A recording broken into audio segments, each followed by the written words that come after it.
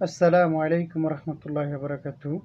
High প্রবাসী ভাইয়েরা, সবার উদ্দেশ্যে বলতেছি, আমি 2023 সালে এই সৌদিতে পা রাখি যে ভালো কিছু করার আশায়, কিন্তু দালাল বলেছিল আমার 8 ঘন্টা ডিউটি, 1200 রিয়াল স্যালারি, এয়ারপোর্টে দিবে, নাহলে এয়ারপোর্টে দিবে, না হয়তো ক্যাটারিং বিষয় দিবে। কিন্তু ভাই আসার পরে রিমেক কাজ হয়েছে যে আসার পরে কোম্পানিতে আমাকে 800 টাকা সাইন করায়, তারপর 8 ঘন্টা ডিউটি, কিন্তু ওভার টাইম নাই, কোনো কিছু নাই।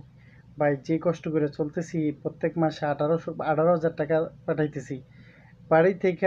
আমি 1.5 ভরি স্বর্ণ চাইছিলাম 1 লাখ টাকা, আজকে এই 1.5 ভরি স্বর্ণের দাম হয়েছে 3 লাখ টাকার উপরে। তো আমি আমি এতদিন লেন তো ভাঙতেই পারি নাই, প্লাস 1 লাখ টাকা স্বর্ণ 3 লাখ টাকা হয়ে গেছে। তো ওই লেন আমি কোন দিন ভাঙবো আর কোন দিন আমার সব লেন ক্লিয়ার হবে, আমি মাথায় ধরতেছে না। তো আমি সব ভাইদের উদ্দেশ্যে যারা সৌদিতে আসবেন, ভাই আমি এখন একটা কথাই বলবো, দুইটা জিনিস। এক, আপনি কোনো লেন কইরা মানে সুদের টাকা আইনা যদি আপনি প্রবাস আসতে চান সৌদিতে, তাহলে আমি আপনার পায়ে হাতে ধরি, আপনি আসবেন না, বর্তমানে অবস্থা খুব খারাপ। আর দ্বিতীয়ত, যে ব্যক্তি কিস্তিতে আসবেন, এটা তো হারাম মনে করি, কিস্তিতে ভুলেও আসা যাবে না, কারণ ভাই এখন সৌদির কোম্পানিগুলো মানে নিয়মিত বেতন দেয় না।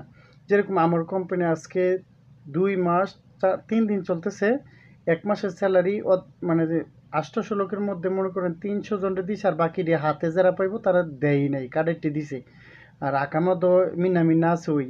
তো ভাই এখন বর্তমানে সৌদির অবস্থা খুব খারাপ, কেউ সুদে টাকা তুইলা, নিজের বাড়ি বেচা, কিস্তিতে টাকা নিয়া, কেউ ভাই এখন বর্তমানে সৌদিতে আসবেন না। সৌদির অবস্থা খুবই খারাপ।